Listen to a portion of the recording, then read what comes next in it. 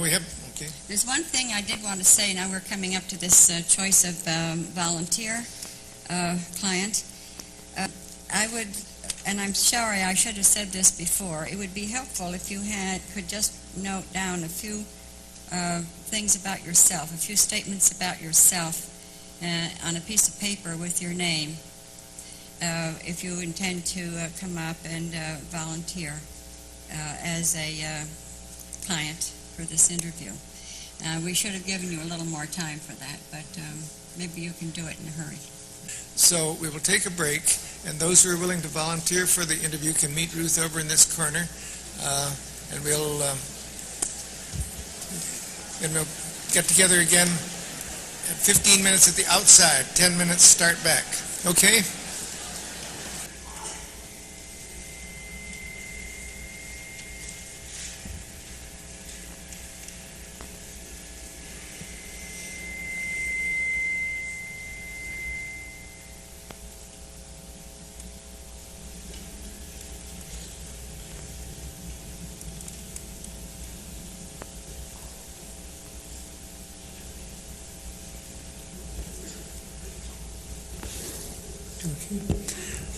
I don't know what might be of concern to you, but I'd certainly be very glad to hear. Well,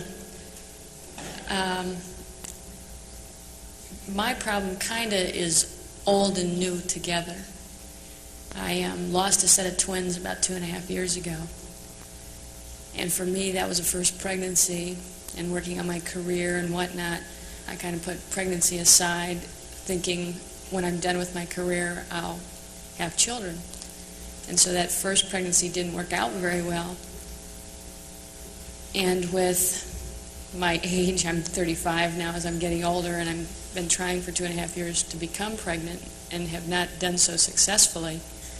I've kind of, started to feel, like a failure. And I think it came from once I read a poem, and the poem said that to have a child is to have your only chance of making a miracle with God. And I never looked at it that way before. I always thought pregnancy was the pits. You were fat, you were ugly. And I didn't enjoy my pregnancy at all. And when I did start to enjoy it, that's when I lost the twins. And so now I'm upset that I can't become pregnant. But right now, at this very minute, I could be. And that's scary to me, too. But it's really a sort of a double problem, that you would like pregnancy to be something you would enjoy, and yet when you began to enjoy it, you lost the twins. And now it really is a confusing situation, isn't it? Wanting a child very much, wanting that miracle, yet not being sure. Mm-hmm. Well, I think I'm sure that I want that. Okay. I'm more afraid that if I am pregnant this very minute, that there's loss down the road. Mm-hmm. Mm-hmm. That's where the past comes in, that right. It might end in tragedy again. Mm-hmm. Right. Mm-hmm. And it's one of those points now where every month I wait to see if I'm pregnant, and every month I'm disappointed. Mm-hmm. Mm-hmm. So it's a recurring issue. Right. It never seems to get any better, and I don't really discuss it with anybody. I don't talk to my husband about it because he has the pain from the past as well. So it's something that really has been quite bound up in you. We haven't felt free to talk about it. Right. And I guess I question myself in a lot of ways too, as if I had made attempts earlier, would it have been easier? Should I have laid aside my career a little earlier and tried to become pregnant? Yeah, because now, when most of my friends are having children and raising them, I have a job to go to, that's fine. And 4 or 5 years ago, to me, I'm out in the world, I'm making money, I'm doing a good job, but now there's a lot of things that I don't have, nobody to leave anything to, and it's a sad thing. Christmas is coming, it's probably on my mind more, because I would have had somebody that's 2.5, I would have had 2 little kids 2.5 years old. And so you're asking, did I make a mistake? Yeah. You know, I guess that's a scary thought, to think that your whole life has been a mistake along the way. Did I make a very grave error in not having made the attempt sooner? Right. And I look at it that more and more things seem to play on it. The pressure from my family. I'm an only child, so consequently my mother always wanted to have a grandchild.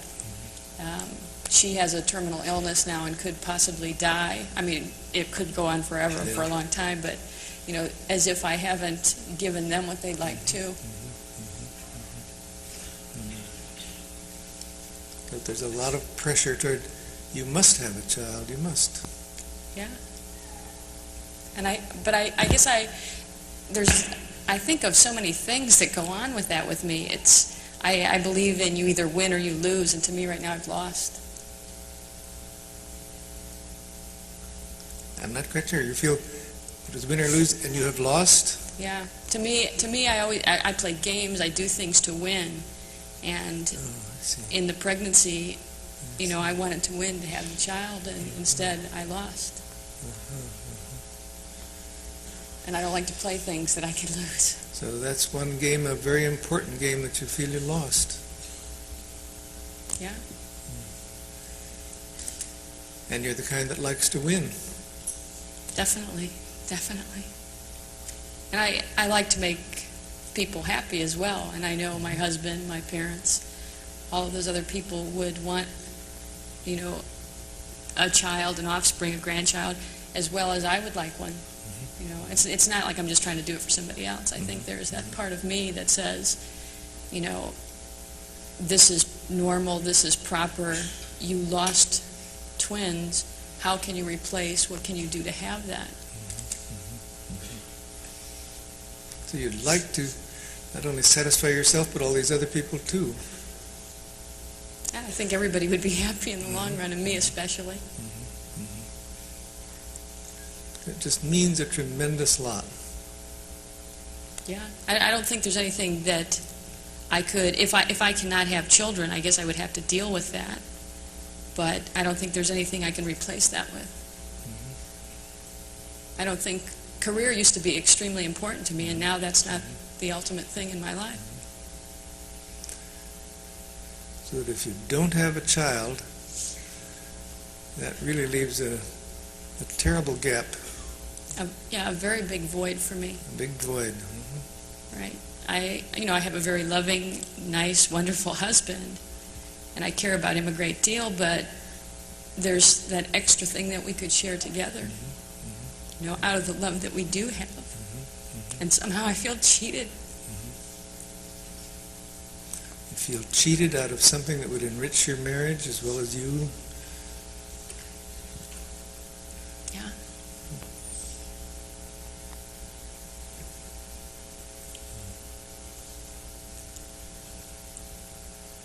And like I said, with the possibility of being pregnant right now, there's just, it's like I don't believe I'm telling a whole crowd of people this, but I don't really want to tell anybody because I'm afraid of the loss, and yet it bothers me tremendously. No, I can understand that. That it's the kind of thing where mentioning it might be superstitiously wrong or something. I mean, it might... Well, that, and I guess if I am pregnant, I would like it to be nobody knows until they can really, really tell, and then maybe it's going to last that time. So that in many ways it's something you still want to keep to yourself, and yet find yourself telling a lot of people. Yeah.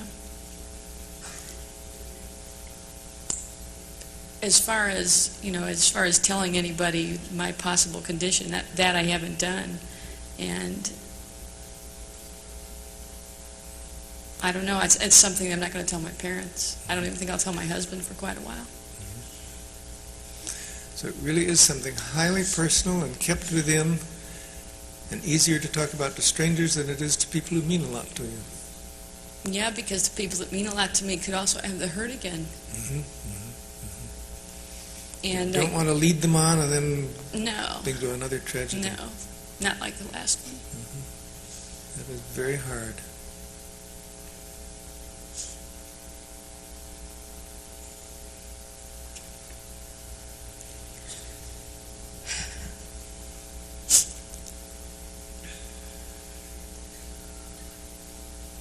And I don't know, I guess maybe I should just see what comes of it, you know. Except if something good comes, fantastic. If something bad comes, then I'm hurt again. Nobody else is. Ah, I see. If you keep it to yourself, then if it all works out, great for everybody. If Right? it's a tragedy again, that's for you alone. Yeah.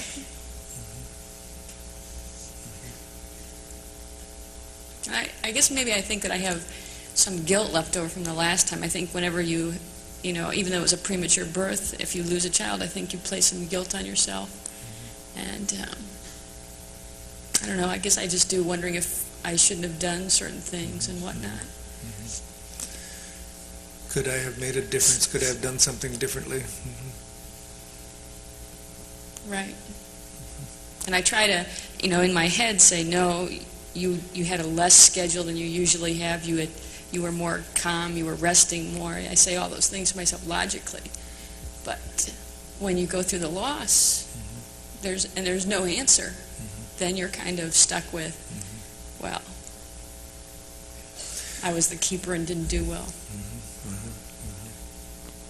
So your mind says you were doing as well as you could possibly do. But something in you says, well, but maybe you could have done something. You were the keeper, and you did lose. Yeah. And I think that's part of that, though, is the reason that I still want to have the child. Not only do I want one, but I want to fight back and say, hey, you know, this doesn't happen to me. I'm a winner. Yeah. And see, then it comes again into things like, I've always had everything I wanted. You know, I was an only child. I was probably a little spoiled. I had a job. I had a career. I've had money. I have a house. You know, I have a decent marriage. I have all the things that sometimes people make comments about of, oh, well, now she has everything. And that one thing that I wanted, I didn't get. So it would look as though, no, you've got everything. Not quite, not the important thing you want. No, which then turns things into, for me, into being the failure aspect.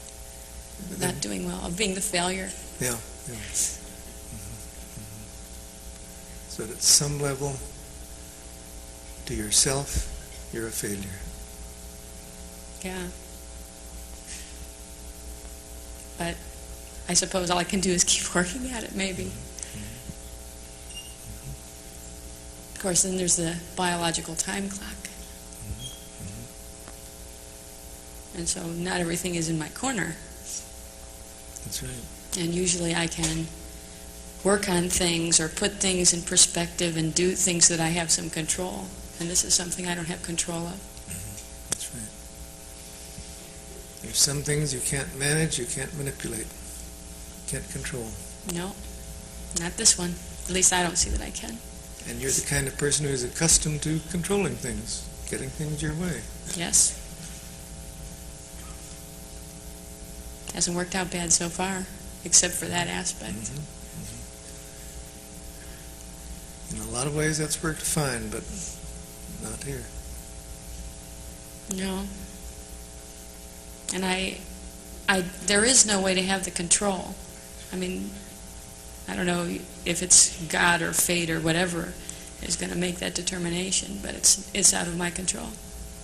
I didn't get the last. It's out of my control. Even though I have different kinds of, you know, medical support that say that I'm healthy and normal and everything is fine. And, you know, I go to a specialist at this time so that I can try to make things work better. Nothing seems to be working right anyway. So, you know, then I'm back inside myself again with, well, what's wrong with me? Why isn't this working? How hard can it be? That seems to be evidence to you there must be something wrong with me. Yeah. It's nobody else's body that's not functioning correctly, it's mine.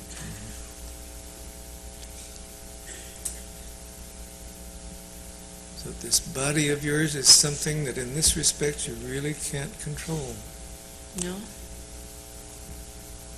And I mean, I do everything to even try, I do everything the doctor says. Mm-hmm. I eat the right foods, I try to stay in halfway decent shape so that I'm healthy. Mm-hmm. And even that with the loss, nobody can understand how I would lose a child being as healthy as I am. Mm-hmm. And active and not the sickly type. But there's no reason at all for not having a child except that you don't have one. So they tell me. Mm-hmm. But, no matter how logically even the doctor tells me, it's a matter of time, it's a matter of time, something's not functioning properly. Mm-hmm. Otherwise, it would be right. It would be there. Mm-hmm. And so that brings that sense of failure. To me, yes.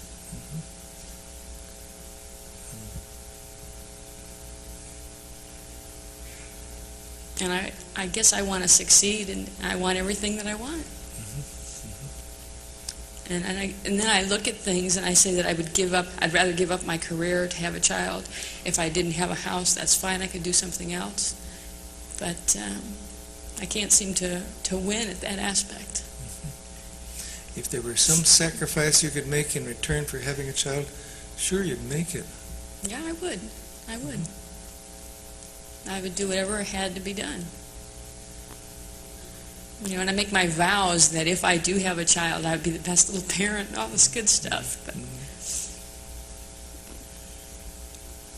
which then... That really touches you. That you just promise to do everything right. Yeah, I do. Mm-hmm. If. Yeah, if.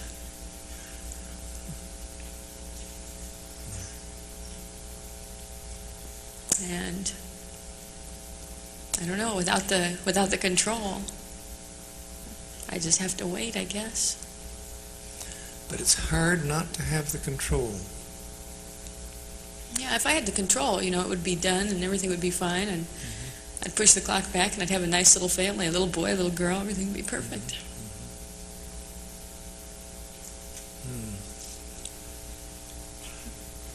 That sounds as though there's some grieving over what might have been.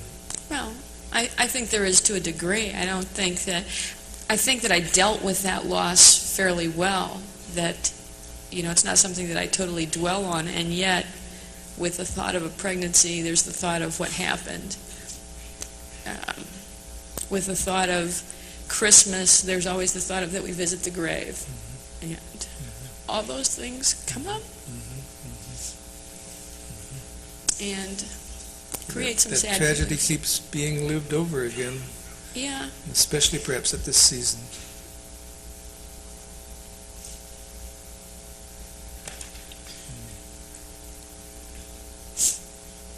Yeah. So the grief is still there.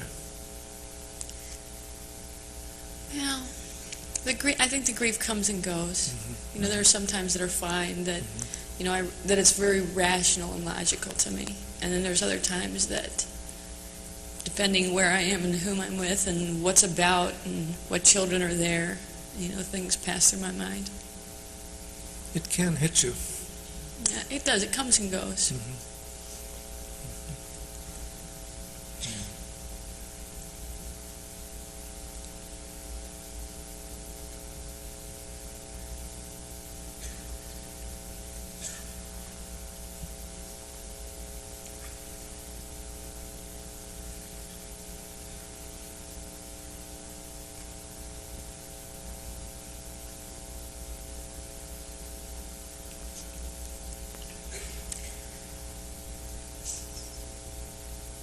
I have to say that you've made it easy to talk about this, though. I'm sorry? You've made it easy to talk about this. Somehow I get the feeling that I don't think you can understand, I don't think you can feel that same feeling, but I think that you can be empathetic with the situation. I can't feel it in my body what you feel in yours, but at least I have made it easier for you. Yes. And just, thinking about it in respect to my control, and I guess I've come to my own decision or conclusion that I've got to kind of just sit and wait and let what happens happen. But I realize I really can't control this. Much as I'm accustomed to controlling, much as I'd like to be able to control it, I cannot control this. no matter how hard I try, I can make the best efforts, but I can't control it completely.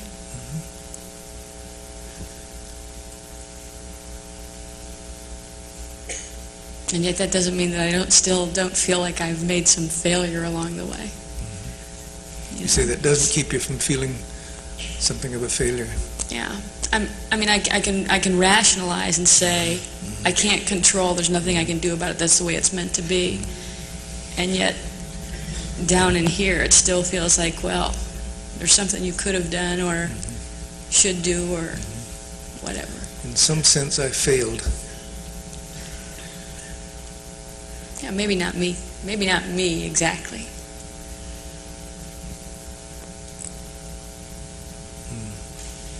I don't. Maybe not you. No, not me exactly. I mean, I'm not totally responsible. You know, I didn't have the control. I did what I could do, so I'm not the failure. That isn't it exactly. Well, I guess I know I'm not exactly the failure, but there's still that feeling inside me that says that something else could have been done. And maybe almost it's a bodily feeling, isn't it? Yeah, because it's not a thinking thing. You know, because I realize that. But something in you says something might have been done. Yeah, I maybe it's the loss feeling. You know, maybe it's something that says I don't have this and I still want it. And so it's failure of not being able to fulfill that.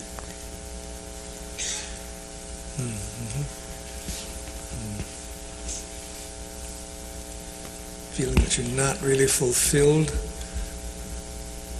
Yeah.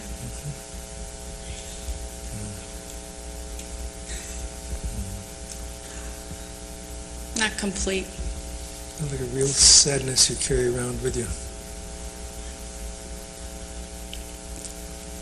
I think it's a sadness, and yet I think sometimes it helps me in some of the things that I have to do and some of the things I do.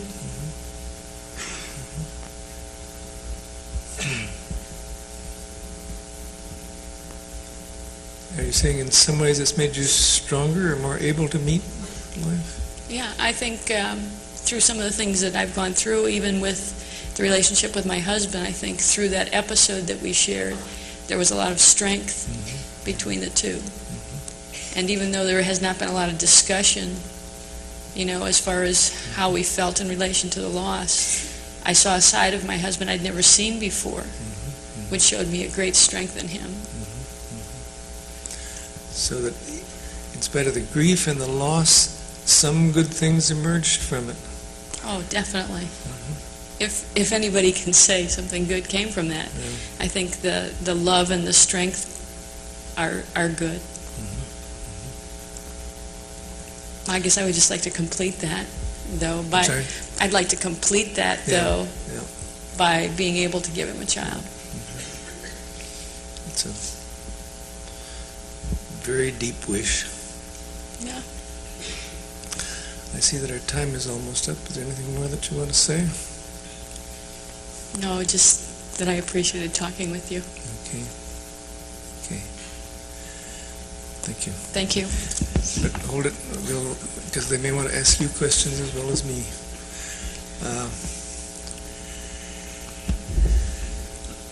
After we've sat here for just a minute, possibly you'd be willing to think back and say how the interview seemed to you, and then I'll say how it seemed to me, and maybe we could let them in and let them ask questions of us. Would that be okay? Sure. And maybe Ruth can join us too, and we can all take part.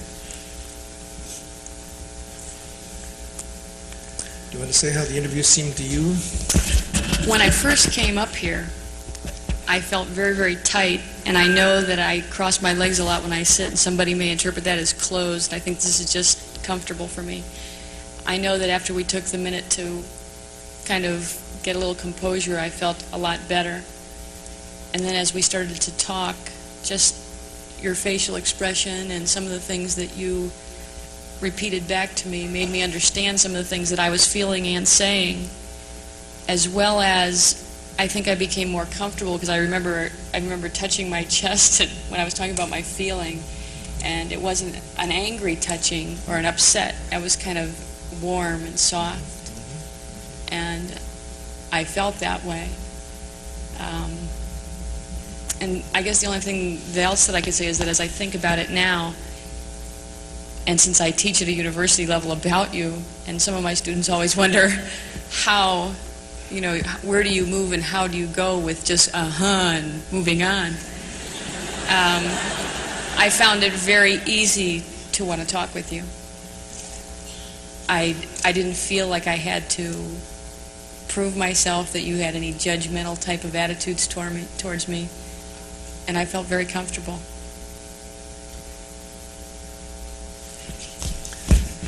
Okay, I think as far as I'm concerned, I felt a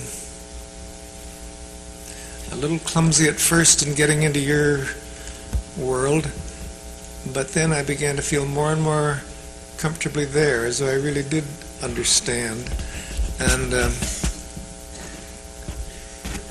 I don't know, there was a feeling of being really privileged to enter into your sense of loss and what you'd been through and your hopes, and then your characteristic of being the one in control, and that here you'd run into something you couldn't control. And I too was moved, and I'm not sure that I know all the significance, but you're putting your hand on your chest was it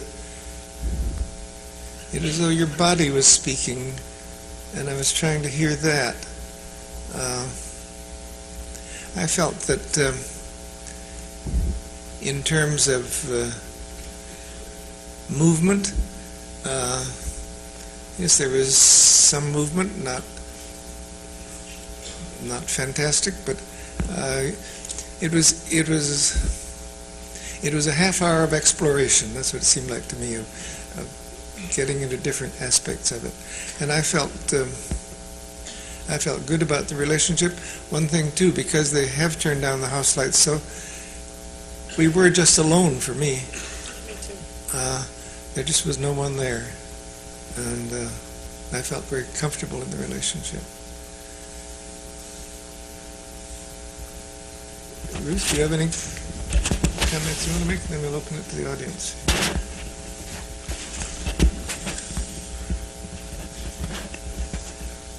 One of the things which seemed important to me was the use of silence. The way in which Peter Ann was silent, but it seemed to be a working silence. And twice I felt that, because she came to something different at the end of the silence. And it was not interrupted. I don't know whether Peter Ann felt that or not. I know that when the silence occurred, I know that I was kind of trying to think and feel what was going on with me. And so I guess I was trying to draw some kind of closure to where we had been, find what I had touched upon. Get more familiar and more comfortable with your own feelings at Yes. that time. Yes, I felt those were definitely your silences, and that you were quite obviously working during the silences. I think part of the time too I was looking into your face and into your eyes to see, what I was getting from you, and I think that helped me as well to come to some kind of decisions or conclusions based on the niceness that I saw coming back. I think I have a question, Peter Ann, if you're willing. It seemed 2 or 3 times you came around to that this was a real loss and there was something wrong and somehow you'd failed. And yet another time it wasn't all my fault, but there was something wrong. And I was sensing for myself some feeling of angry about the loss and not being able to do anything about it. Was that off the track? No, there's definitely some anger that I can't control that situation or could not control it at the time. But I think there's always the guilt. If a doctor could say you lost these twins because, that would be acceptable. They can't give me an answer. You know, it's just a premature birth. And so you're kind of left without any answer. And so with that, I think I have feelings of maybe I shouldn't have washed the dishes or maybe I shouldn't have swept the floor, but I don't know the answer. And so I think that's something that's going to be out there forever, unclear. Now if you'll turn up the house lights, some we can get questions from the audience.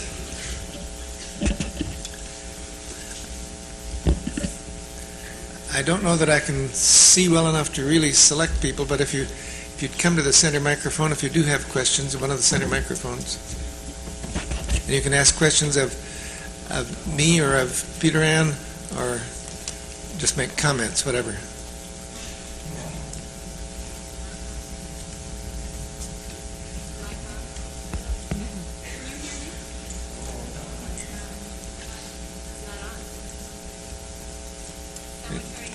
Turn on the center mics, please. There it is. Okay, try it again. Peter Ann, this was a question for you, and Carl, maybe you can comment on it. As I watched the interview, I had a sense that when you started out, you were at one level of talking about your experiences in the moment, of your fears about being pregnant, and the excitement and both the fear about that. And as the interview progressed, my sense was that you went from a stance where you were more, earlier on in the interview I felt you were blaming yourself a lot and calling yourself a failure. And I noticed, or I felt, that toward the end of the interview you seemed to be more able to entertain the notion that something was wrong and that it was not necessarily you who were wrong. And to me that felt like one of those maybe not so minuscule changes that someone was commenting about earlier on in the therapy, and I wonder if you'd make some comments to that. You want me to make comments to the About, feeling? did you feel that? Was that an accurate perception, or did you see a change from the beginning to the end? I think I saw a change from the beginning and the end to, I started out with my narrow scope of that I had a loss. And then I think there are so many more things that play on that I saw myself changing to not only the loss aspect, but all these other things that affect me in relation to the loss. And yes, I don't think that it is my fault. You know, and I think I tend to blame myself. I do. And I'm not sure that I'll ever get over blaming myself, and yet at this very moment I realize more and more that there's nothing I could do about that. I guess I felt the shift from blame to loss during the course of the interview. I was impressed too, if I can comment on that, when you said toward the end that when I said you're a failure, and you said no, not me exactly. That was very impressive, because I felt you were realizing no, it was a limited part of anything that your part in it, as far as any possible blame was concerned, was very, very limited, and it wasn't a failure of you. Yes.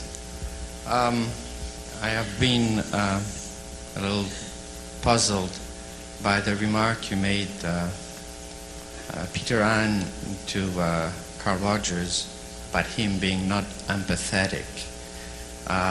And I think I understood that, and Mr. Rogers, you tried to clarify that by saying, I did not understand, I'm not understanding with my body what you are feeling in your body. But I don't think Peter Ann was talking about your body as being different. I think she was talking She was just strictly saying that you were not really understanding what she was feeling. I'm sorry. I'm going to be very presumptuous. And I hope you'll forgive me for doing so. But I think what you were saying, Peter Ann, is that you made a decision years ago to have a career rather than have children. And now you're 35 and your biological clock is ticking away. And the guilt you are feeling, I think, is about having made that decision, and there's nothing you can do. You are willing to trade anything you have to not have made that decision. But you made that decision years ago, and you don't know what to do. The doctors, if the doctor is telling you, you know, you lost your babies for this or that, you're looking for an answer, and in fact you have the answer.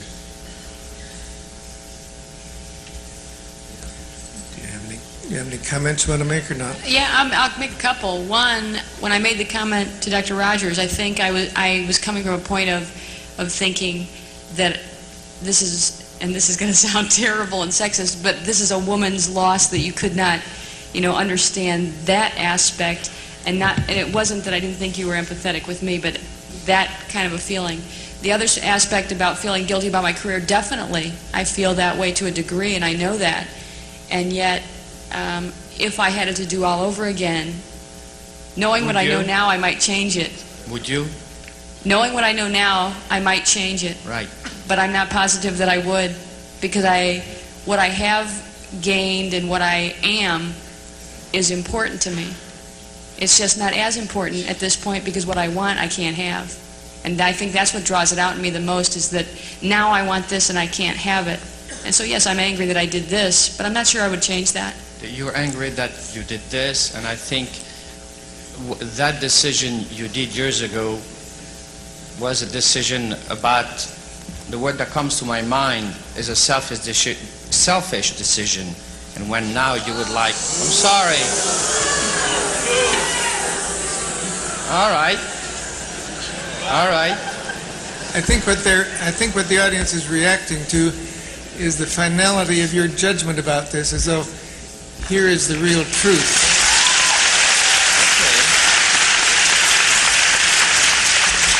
Okay. Well, I think from confronting some part of our decisions, and I'm not saying that the decision you made was wrong. I'm not saying that at all. But I think by facing the fact that you made some decision years ago,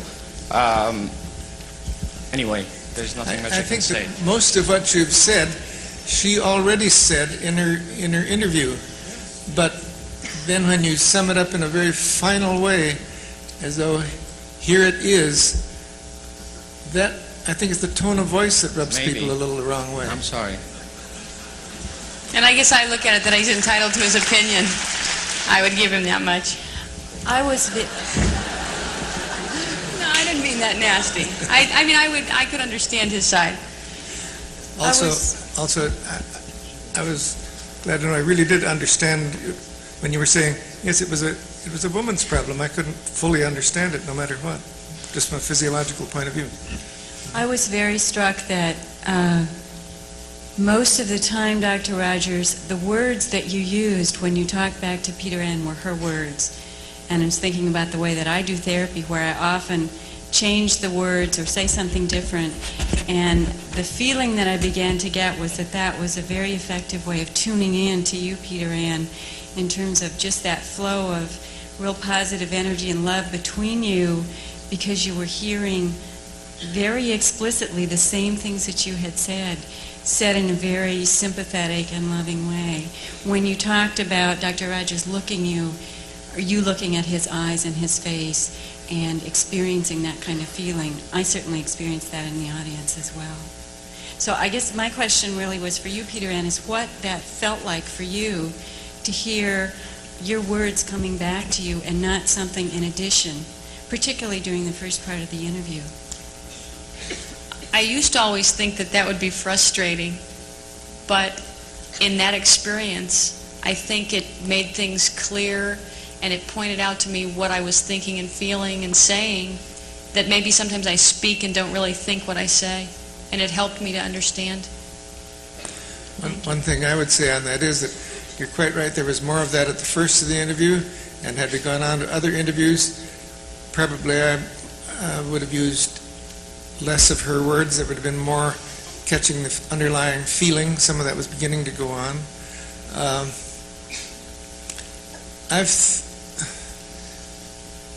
My intent in the interview was to really be a companion to Peter Ann in her world, and any way I can get inside that world is okay by me. And sometimes it is by repeating, sometimes it's by trying to sense the feeling that underlies the words. But I do want to be enough of a companion to the client so that the client feels released to go forward. And also, I want to make the relationship so safe that things that can't be said can be said, and feelings that can't be experienced that cannot be experienced can be experienced in the relationship. And that is my intent. We only had half an hour's worth, so only to some degree could that be achieved. Dr. Rogers, it seems to me that when I heard Virginia Satir speak this morning, and later on heard Ernest Rossi, and now you, that all of you are making reference to kind of a physically experiencing self that's somehow separate from the intellect, and that sometimes the intellect and this physically experiencing self aren't as close of friends as they might be. Now, we all know that we spend small fortunes and many, many hours developing that kind of intellectual self. Could you speak to the development of that physical experiencing self? Well, let me say first that I think you're quite right that our intellectual processes often go off in one direction and our experiences in another. And there were one or two small examples of that in this, where your mind was telling you you're not guilty, for example, and yet you experience guilt. I think that our educational institutions do a great deal to help us develop persons who are guided by intellect and rational thought and so on, and who often get further and further from the actual things that they're experiencing.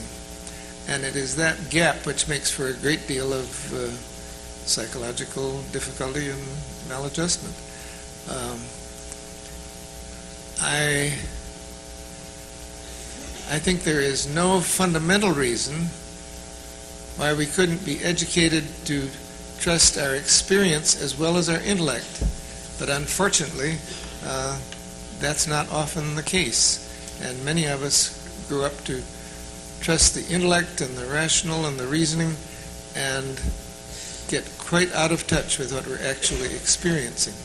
So that, yes, I do feel that's an important thing. And something that probably ties together a great many rather different therapeutic points of view. Which reminds me of one other thing I want to say about my style in responding to a client. I'm not saying that's the way you should respond. I feel that each person has to develop their own mode of therapy. My feeling is I'll put it very specifically. If you record your interviews and study them later, you will find things that you do that are very helpful. Perhaps they're very specific to you. You'll also find things that you do that really don't seem to advance the process at all, and that perhaps get in the way of it. And those you can drop.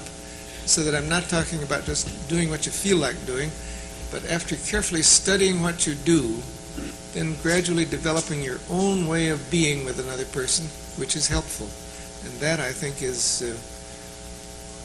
I don't ask anybody to do what I do. I do it because that's good. That's a way I've found of being helpful to people. Your way might be different, but examine what you do so as to make sure that what you're doing is helpful and not unhelpful. At some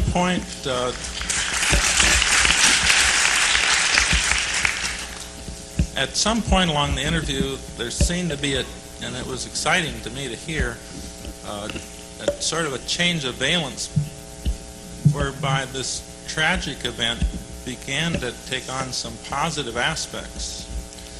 I think Peter Ann mentioned that she saw a different side of her husband, a sense of strength. And I was just wondering how each of you experienced that, whether there was anything in either of your experiences that antedated that change, and was there any selectivity in how you were reflecting back the information that Peter Ann was giving you?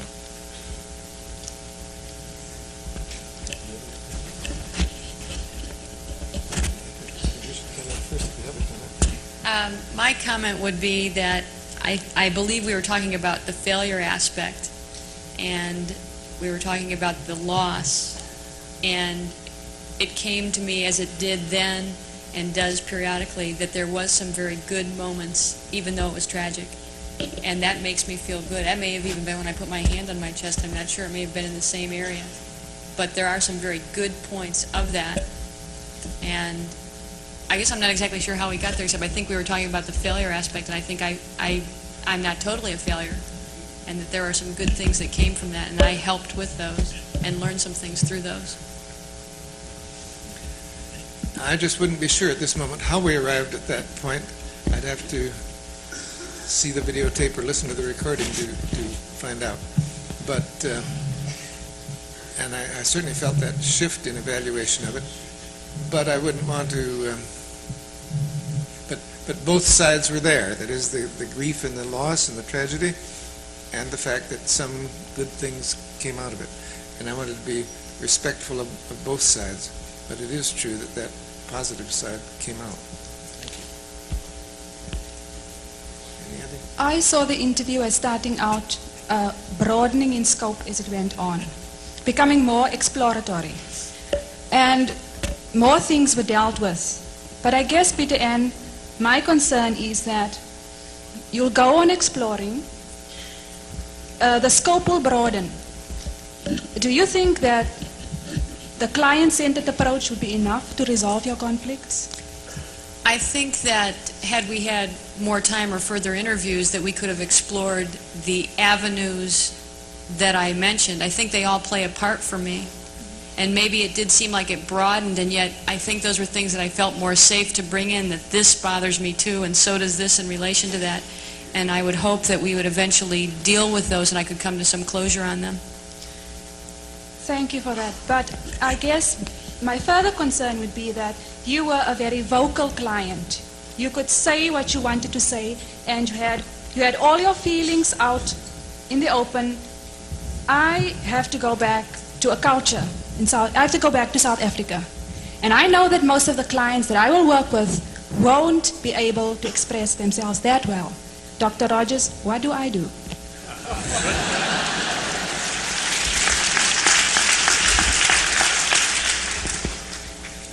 I think I can answer that very briefly, but it's not easy to put into effect. You can be very, very present to your clients. I think to be really present in the relationship is one of the keys to therapy. How you will be present, I don't know. It's quite true that Peter Ann was a very articulate person. But the difference between an articulate person and a very silent person isn't all that great. I recently had occasion to go over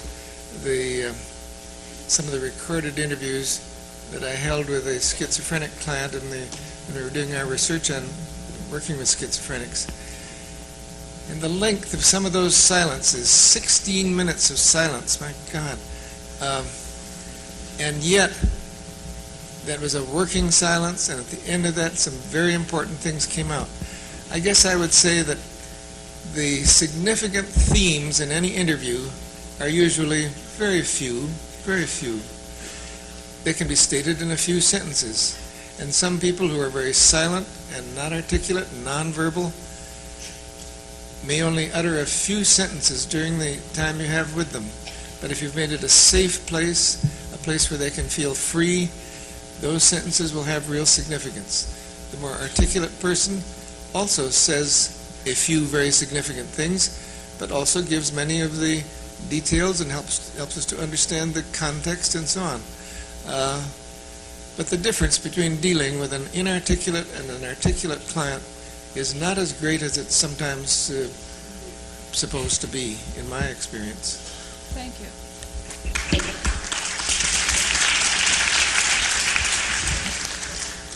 The primary thing I've come to this conference looking for is commonalities between one practitioner and another, and I think I saw one of those today. In the hour before this, I sat in with Dr. Ernest Rossi talking about hypnotherapy, and he emphasized there the minute rapport between therapist and client. I saw you doing it. Very much in tune. I want to use a word larger than empathy. Empathy seems to me to relate to the content and the emotion. What I saw was in your very physical processes, an exquisite sense of timing and skill that I don't do in sessions when I am nervous, that I didn't do when I was less experienced. It seems to me that perhaps what you do well is something that hypnotherapists have put under the microscope and talked about. Have you ever thought of yourself as doing something very much like hypnotherapy? Have you ever analyzed, in that, when you talk about analyzing the minute, moment-to-moment fluctuations, are you aware of your sense of timing, of your respect for her broken eye contact while she's thinking, and you recognize it? I don't know this in any Rogerian therapy I've ever been taught. I guess I would say that I've come to place a larger and larger emphasis on the intuitive aspect of the relationship. I don't know that was, you feel you saw some of that here, I'm not sure. But I do feel that that is one commonality that I share with the work of Erickson, for example.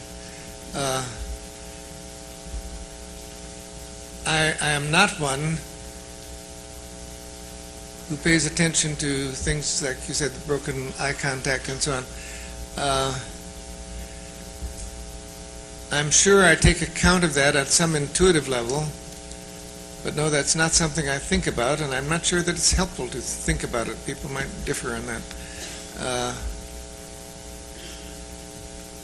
At any rate, I appreciate your comment. And I applaud your search for finding some of the commonalities, because I think there are commonalities between different therapists and different therapeutic points of view.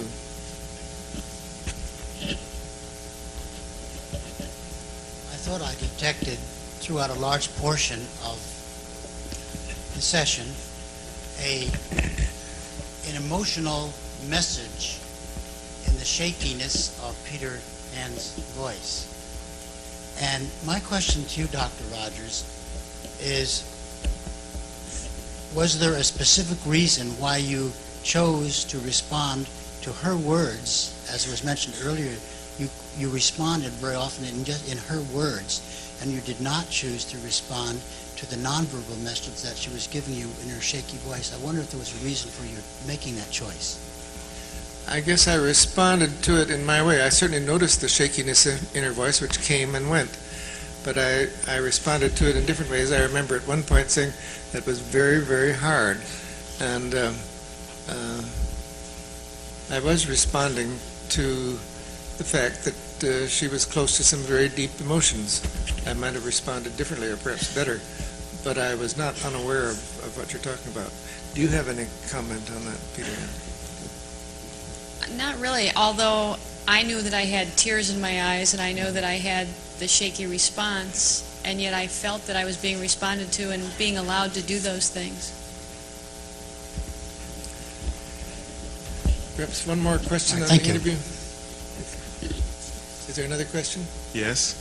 The picture that you get on the screen is a little different than I get when I'm looking right here, but when you were first starting and when I was looking at Peter Ann, I was seeing her face and I was seeing the colors that she chose to wear, and my first impression was, this is a woman in mourning.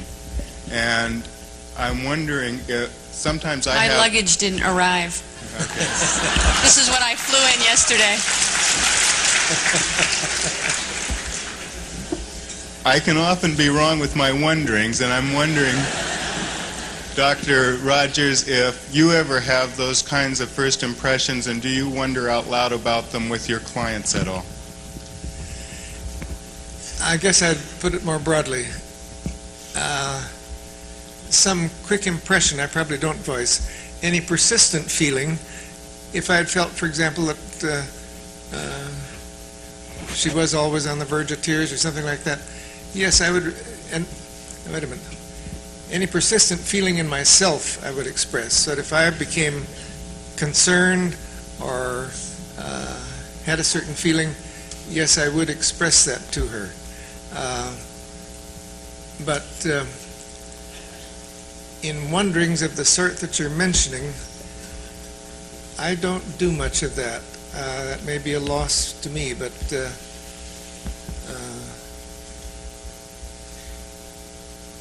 I was really, for example, to be specific, I really was not aware that when she began to talk about her loss, that she also was wearing dark clothing. And so I'm quite interested to find that, well, that's due to lack of luggage, not necessarily due to choice. So I think such wonderings perhaps are useful, but they can be overdone. I think perhaps now we've talked enough about the interview, and I certainly appreciate, Peter Ann, appreciate it very much. Your willingness to come.